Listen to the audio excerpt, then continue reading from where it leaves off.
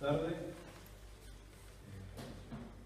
Hemos estado escuchando una melodía morava. Parece ser que ellos cantaban bastante, lo dice en una esquinita de aquí. Y ha sido traducido este himno por Juan Bautista Cabrera. Así que, puestos en pie, por favor.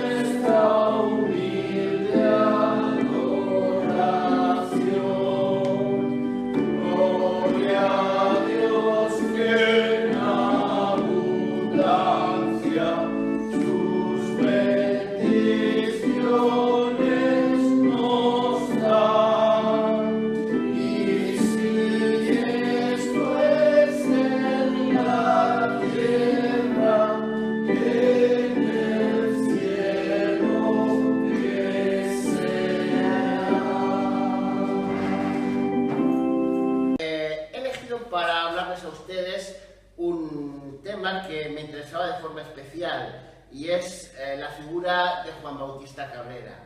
No voy a hacer en esta tarde una aproximación histórica muy profunda, tampoco voy a tocar todos los inmensos matices que tiene su vida y su figura. Voy a hacer, creo, una impresión personal inspiradora de lo que a mí me inspira la figura de nuestro primer obispo. Y me parece que es bueno que reflexionemos sobre esta figura, puesto que este año celebramos el centenario de su muerte. Dentro de unos días comenzarán los actos del centenario y sería muy interesante que tuviéramos presentes algunas de las actividades, porque celebramos la vida de una persona que fue realmente trascendente para un grupo de cristianos, pero trascendente para toda la nación española. Juan Bautista Cabrera tiene en su persona, recoge muchas facetas. La faceta de religioso, de poeta, de escritor, de traductor, de liturgista, de obispo, de masón, de luchador por la libertad y seguramente 5 o 6 más aspectos de su vida que han inspirado a las últimas generaciones desde mediados del siglo XIX hasta nuestros días. Voy a hacer un recorrido lineal por su vida, destacando algunos aspectos de los que he dicho al final. Quisiera comenzar con su niñez. Él afirma que nace en el seno de una familia cristiana en el pequeño pueblo valenciano alicantino de Benissa. Los que hemos estado en Benissa sabemos que Benissa está en la frontera entre Valencia y Alicante, al sur de la provincia de Valencia y al norte de la provincia de Alicante. Nació en el seno de una familia ciertamente acomodada, una familia que poseía una torre, es una casa señorial, con ciertas comodidades que le permitieron estudiar y posiblemente ser conducido hacia la vida religiosa, como era lo que solía ser en la mayoría de las familias del siglo XIX, donde siempre había un hijo religioso, un hijo militar, un heredero de la casa, etc. La verdad es que en la familia de los Cabrera y Bars se da los dos aspectos, el de un hijo militar y un hijo religioso. Tengo que decirles además que hace unos años estudié la genealogía de los dos apellidos que tiene nuestro primer obispo, el apellido Cabrera y el apellido Ibars. Los dos apellidos provienen de las islas, originalmente las islas Baleares. Un grupo de Ibars repobló la zona del sur de Cataluña, por eso hay un pueblo que tiene el nombre del segundo apellido de Juan Bautista Cabrera. Hay un pueblo al sur de Cataluña que se llama Ibars, con V, y hay muchos Cabreras, pero se sabe que todos estos son originarios de las Islas Baleares, no precisamente de una de las islas que se llama Cabrera, que es la penúltima de las Islas Baleares. Ya saben que después de Mallorca, Menorca e Ibiza está Cabrera, está Formentera, Cabrera y Conejera, que es la más pequeña de todas las islas que no se menciona. Bueno, está Cabrera, pero no creo que fuera específicamente de esta, pero sí de las Islas Baleares. La familia se había establecido posiblemente 5 o 6 generaciones antes en el pueblo de Benissa, donde poseían ciertas tierras, donde habían unido sus apellidos y tierras, y donde crece un ambiente piadoso, con una niñez dedicada feliz y dedicada a su primera formación, Juan Bautista Cabrera. Pronto, como hemos dicho, es dedicado al oficio religioso. Decíamos, Juan Bautista Cabrera tuvo un hermano que se llamaba Francisco de Asís Cabrera y Bach. Francisco de Asís Cabrera, una figura también extraordinaria, de quien merecería la pena hacer más de una biografía. Fue un militar español muy consciente que alcanzó sus glorias en la isla de Cuba, donde desde el principio denunció a través de sus publicaciones, especialmente una que se llamaba Fuerza y Razón. Fuerza y Razón es la recopilación de todas sus publicaciones que se recopilaron en Fuerza y Razón.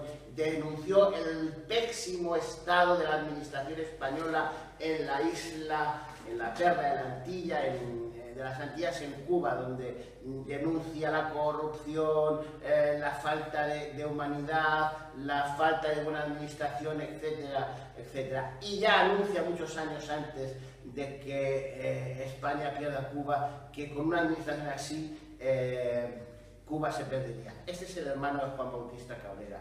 Juan Bautista Cabrera, sin embargo, rápidamente ingresó en las escuelas pías. Las escuelas pías son una orden religiosa dedicada a la enseñanza, una orden a la que no tenía acceso cualquier tipo de persona. Tenían que ser personas con una cierta capacidad intelectual, porque iban a ser maestros.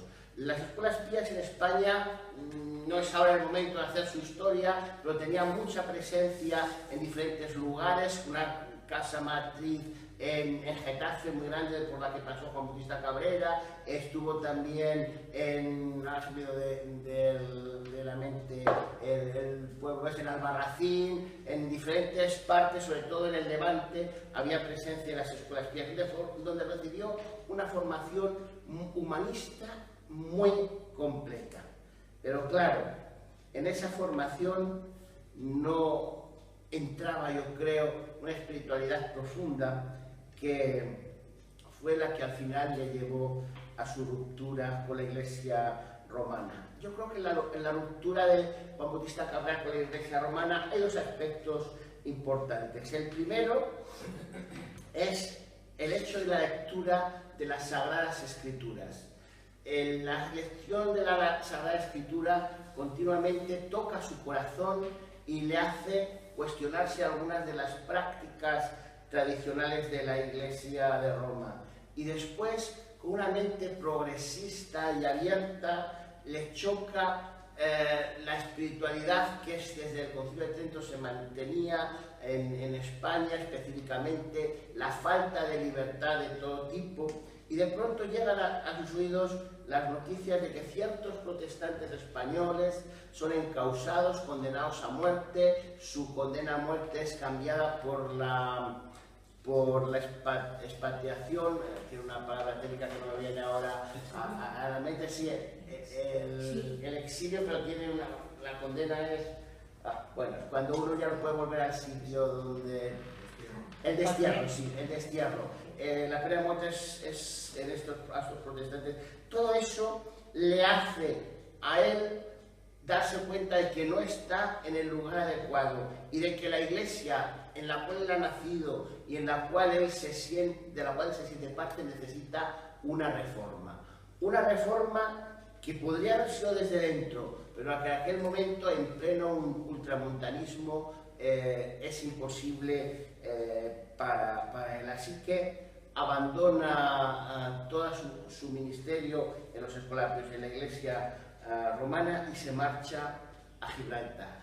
En Gibraltar tiene unos años intensos, unos años en los que llega sin nada, sabe ganarse la vida muy bien siendo profesor de español entre los británicos, haciendo dibujos, haciendo diferentes trabajos. Y allá en Gibraltar, la razón de exiliarse a Gibraltar, de marcharse a Gibraltar, es que Gibraltar era el único pedacito de la península ibérica donde había una cierta tolerancia religiosa. Lo que él estaba buscando, ejercer su religión, su religiosidad con una cierta tolerancia, ya que, como sabían los protestantes que dentro de España habían sido encausados, pues habían sido condenados primero a muerte por una cosa tan nimia como ser de una iglesia disidente o haber hecho apostasía del catolicismo romano. El caso es que él encuentra en Gibraltar lo que está buscando y allí se convierte en el líder de dos pequeñas congregaciones en las cuales hay, curiosamente, un gran número de sacerdotes católicos romanos que están exiliados juntamente con él, y con ellos tiene la idea de formar un consistorio para impulsar la reforma de la Iglesia española. No la reforma de un pequeño grupito, sino la reforma de toda la Iglesia católica en España. El consistorio es un elemento muy importante. Afortunadamente tenemos del consistorio, tengo aquí varios materiales enfrente de mí, pero entre los materiales más valiosos que tengo está la nota del establecimiento del consistorio. Hay algunas actas por ahí, pero este pequeño librito, que es magnífico, se llama, es de 1868, precisamente en este mes que ahora termina, el 25 de abril de 1868, pues establece, pues se llama Reseña de la instalación del Consistorio Central de la Iglesia Española Reformada.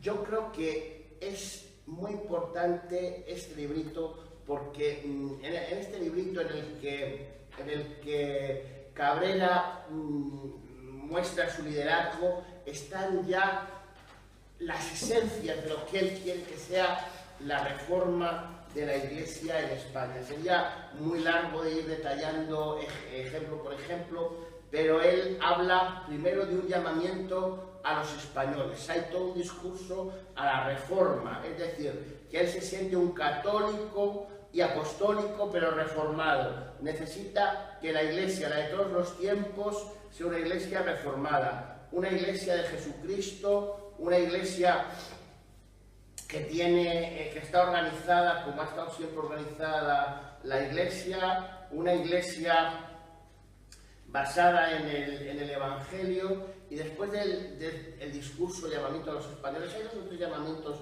a los españoles durante su tiempo como líder. Después, como digo, el 25 de abril de 1868, reunidos en la Iglesia de Escocia, la capilla de la Iglesia de Escocia en la ciudad de Gibraltar, pues se reúnen y toman una serie de decisiones que serán trascendentales. En Gibraltar, él va a demostrar su liderazgo como cristiano y ahí va a estar aguantando a que llegue la libertad religiosa. La libertad no llega a la tolerancia cuando el general Prim se subleva en Alcolea del Pinar y destrona a Isabel II.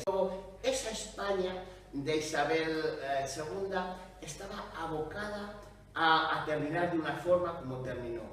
En la antítesis de Isabel II estaba el general Prim, un español nacido en Reus, que como todos nos saben la historia, los de Reus siempre habían odiado a los Borbones desde el siglo XVIII, como saben ustedes, por la guerra de la instauración de Felipe V en España. Así que un hombre bien formado en humanidades, que se había tenido que exiliar durante el reinado de Fernando VII, que era liberal, que era un hombre recto, honesto. Algunos llegaron a decir que no había un hombre más brillante en España que el general Prim. Hasta tal punto el general Prim era un hombre brillante que el gobierno español llegó a ofrecerle el trono de España cuando Isabel II fue destronada por el general Prim. Pero Prim, por supuesto, no aceptó el trono de España, y en este periodo en el que Prim derrocó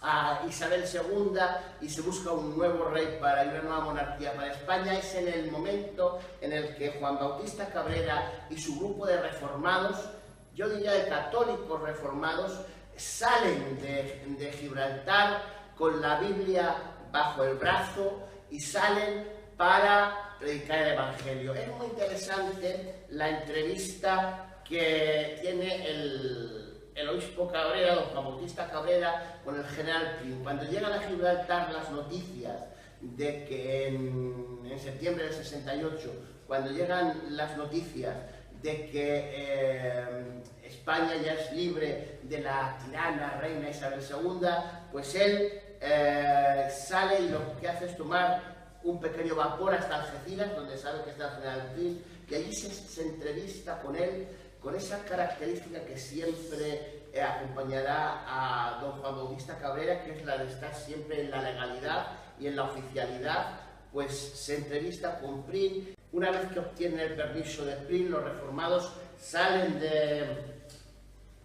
de Gibraltar y Cabrera se va a Sevilla, donde abre el primer templo protestante. Describe en su canto memorial y en algunas otras notas autobiográficas que iba por las tabernas de Sevilla hablando de la libertad religiosa. La gente hablaba esos días de libertad y él, pues cuando todo el mundo había hablado de libertad, pues él hablaba de otra libertad, la libertad en Cristo. Así forma la primera congregación formal en España.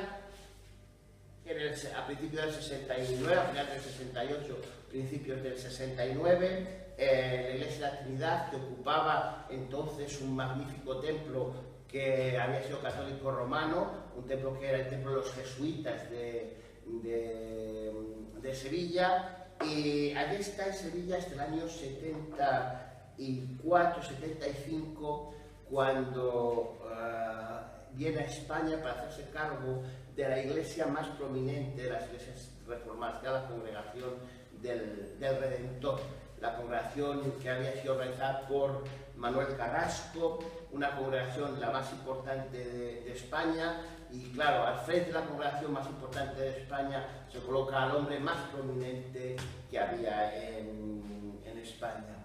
Cuando llega a Madrid descubre que no se están haciendo todas las cosas lo bien que deberían hacerse y después de reflexionar da un paso muy importante y es la reorganización de la Iglesia Española Reformada. La Iglesia Española Reformada se había formado en Gibraltar y había sido una iglesia muy generosa durante los primeros años, el 69, 70 y 71, incorporando a muchos protestantes nacionales, sobre todo misioneros extranjeros de diferentes misiones. Pero estos misioneros, al final, todos tiraban para su campo denominacional y Cabrera no quería una iglesia que fuera bautista, presbiteriana, metodista, quería una iglesia que fuera católica y reformada. Esa había sido su visión y viendo que era imposible mantener su visión con todos los reformados, llama a todos aquellos que quieren para que la Iglesia Española Reformada se reorganice volviendo a sus orígenes, volviendo a lo que había sido la Iglesia de Gibraltar. En 1880 llama un sínodo en el que él, que era el presidente de la Iglesia, es elegido obispo, tiene el título de obispo de Madrid, curiosamente el primer obispo que tiene Madrid. Hay muchas cosas interesantes sobre su nombramiento y elección como obispo, algunas de las cuales voy a intentar decirlas brevemente. Todavía tenemos 10 o 15 minutos en nuestra charla. Primera cosa interesante, Madrid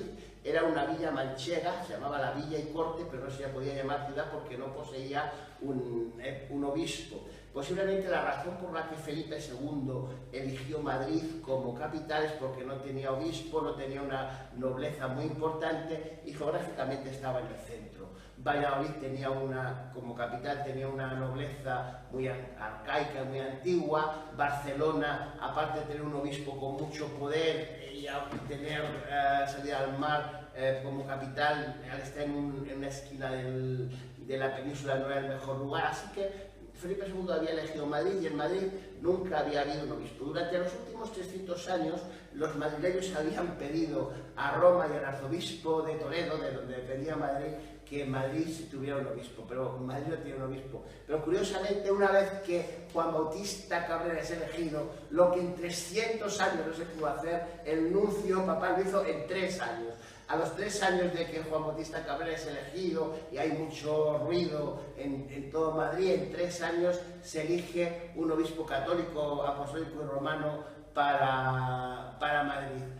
Juan Bautista Cabrera, sin embargo, expresa que no tiene ningún deseo de usurpar los derechos y privilegios del arzobispo de Toledo sobre Madrid, ni sobre ninguna otra parte. Más bien lo que dice es que viene a ofrecer la buena noticia a aquellos que son ovejas descarriadas y que necesitan escuchar la buena noticia del Evangelio y que no la escuchan. Es importante estos detalles porque cuando se produce la elección de Juan Bautista Cabrera como obispo, todavía no habían sido condenada la sucesión apostólica anglicana, es decir, las órdenes anglicanas fueron condenadas en una famosa encíclica por Pío IX con el único deseo de reintroducir la jerarquía católico-romana en Inglaterra. Para reintroducir la jerarquía católico-romana en Inglaterra necesitaba condenar primero a la jerarquía anglicana. Para condenar a la jerarquía anglicana nombró una comisión de expertos que llegó a la conclusión de que no se podía condenar a la jerarquía anglicana, que todos los obispos anglicanos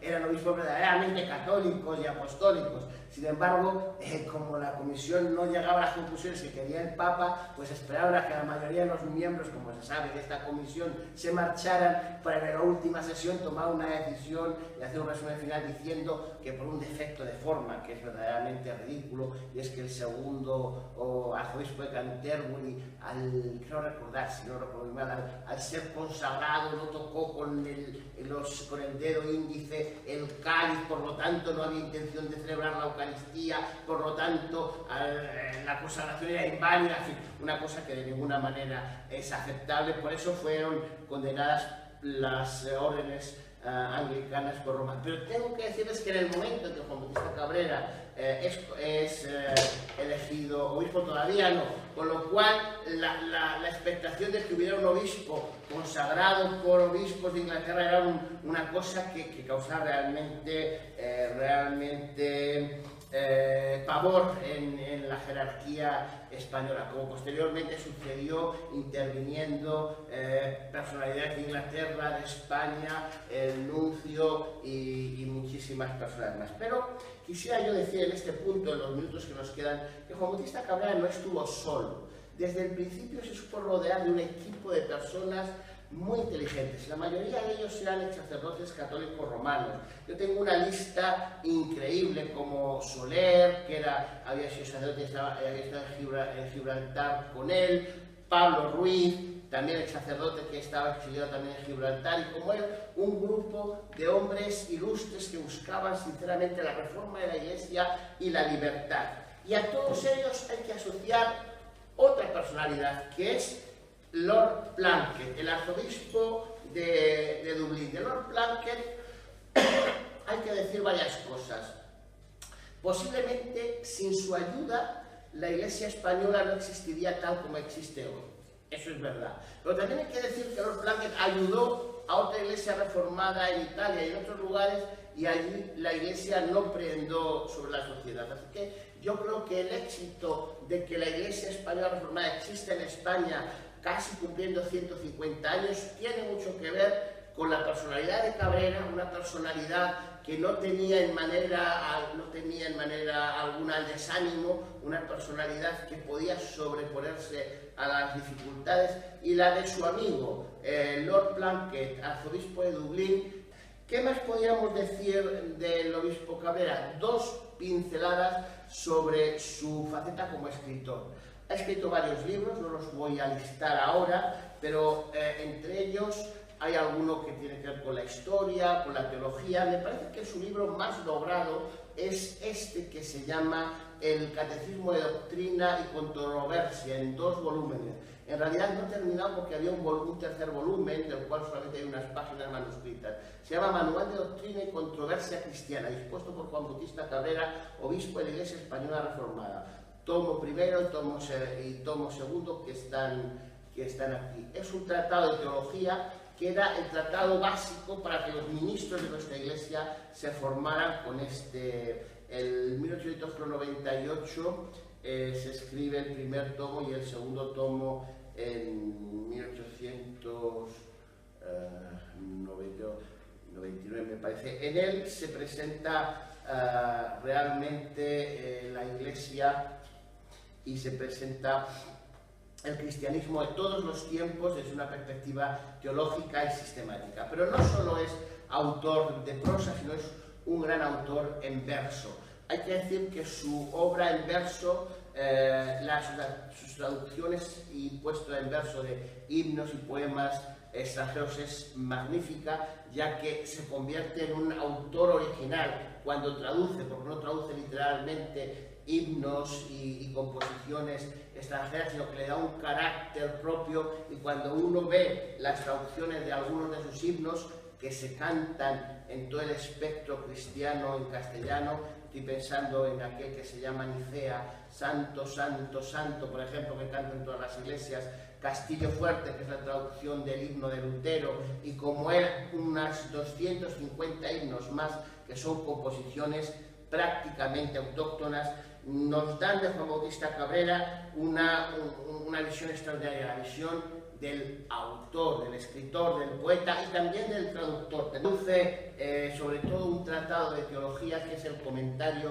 del obispo Harold Brown a los 39 artículos de la Iglesia de Inglaterra, en 5 eruditos volúmenes. El erudito era obviamente el obispo Harold Brown, pero obispo de Ely, que comenta los 39 artículos, pero a pesar de que Cabrera los traduce, no solamente traduce las notas en hebreo, las notas en griego, el texto en sí, los 5 volúmenes son un alarde de impresión, porque cita en griego, en hebreo y en latín, con lo cual es un libro realmente muy interesante. Tiene una serie más de traducciones, otras composiciones originales, así que como poeta, como escritor y como traductor es realmente interesante. Algunos han dicho que Juan Bautista Cabrera es a las letras, es un autor religioso, quiero hacer notar, especialmente en su poesía. Su poesía, salvo algunas pequeñas poesías de juventud, una dedicada a una posible amiga que se llamaba Justa o alguna otra así,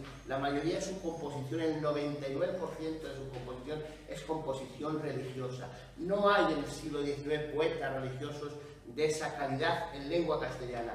Posiblemente el único poeta religioso, no en lengua castellana, sino en lengua catalana, es Mossèn Cinto Verdaguer, que es amigo personal de Juan Bautista Cabrera. Fue no solamente un lingüista, un escritor, un traductor, un poeta, también fue un liturgista.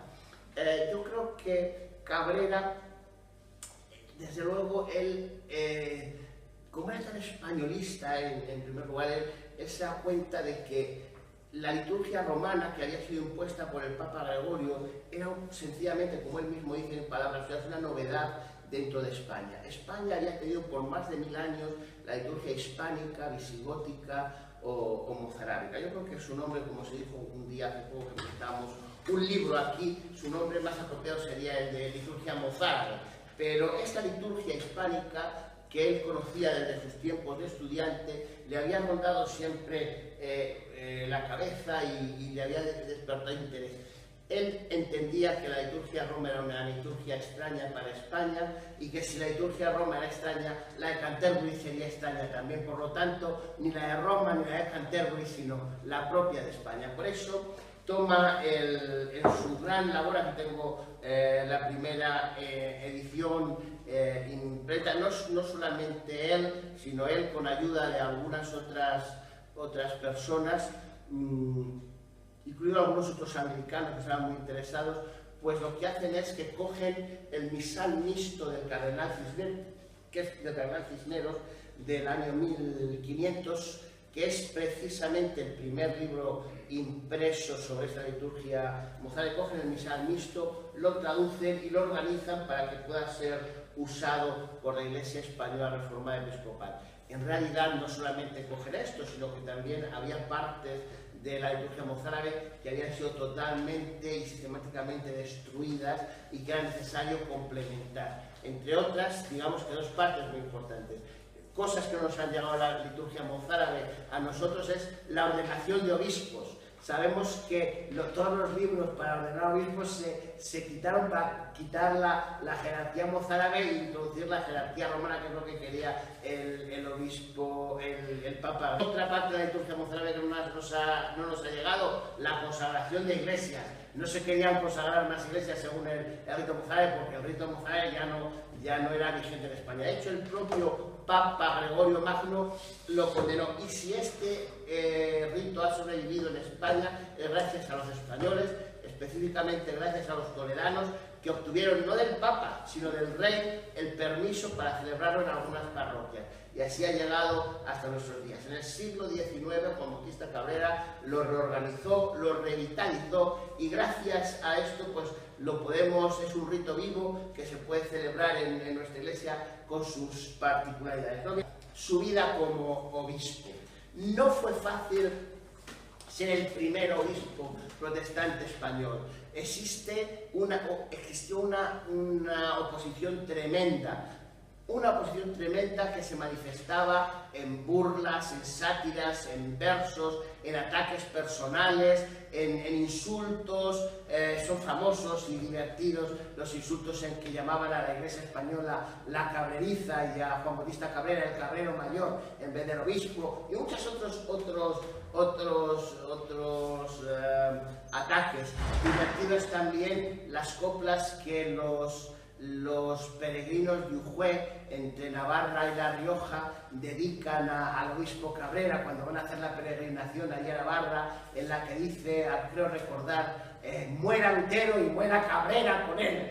O sea que Cabrera es el Lutero español y que tiene que morir como Lutero, que aquí en España no, eso sin lugar a dudas, Cabrera contribuyó con su presencia pública, porque fue el personaje público más protestante, más importante del siglo XIX. Con eso, Juan Bautista Cabrera, como obispo, tuvo un papel muy importante, el líder de la minoría protestante, pero además de unir en torno a una iglesia reformada y española un pequeño grupo de congregaciones diversas que iban desde algunas al pie del Montserrat, en Cataluña, hasta algunas otras en la Castilla profunda o en la Andalucía más separada, las une, las organiza, les da una identidad, una formación y lucha porque sigan. Yo creo que su labor, sin lugar a dudas, que dentro de un momento lo voy a enjuiciar, no fue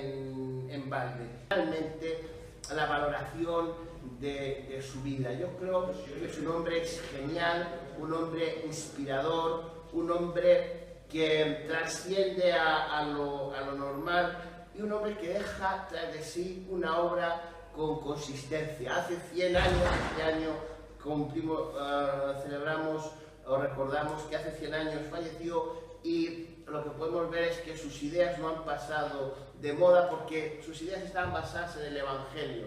Sus ideas no eran nada más que la puesta al día de un cristianismo profundamente evangélico, profundamente reformado, profundamente católico, profundamente bíblico y cristocéntrico, y eso nunca puede pasar de moda. Y yo creo que en cada generación tenemos que hacer presente esa realidad de Cristo, Señor del mundo, Señor de la Iglesia y Señor de la sociedad, y lo podemos hacer inspirado en muchas figuras que nos han precedido y por qué no también en la de Juan Bautista Cabrera, que sin lugar a dudas todavía hoy sigue siendo una figura relevante que realmente despierta el interés de las personas. Y con esto termino ya. Ojalá su ejemplo nos inspire a todos nosotros y en esta generación vamos a ser igual de eficaces proclamando el Evangelio. Muchas gracias.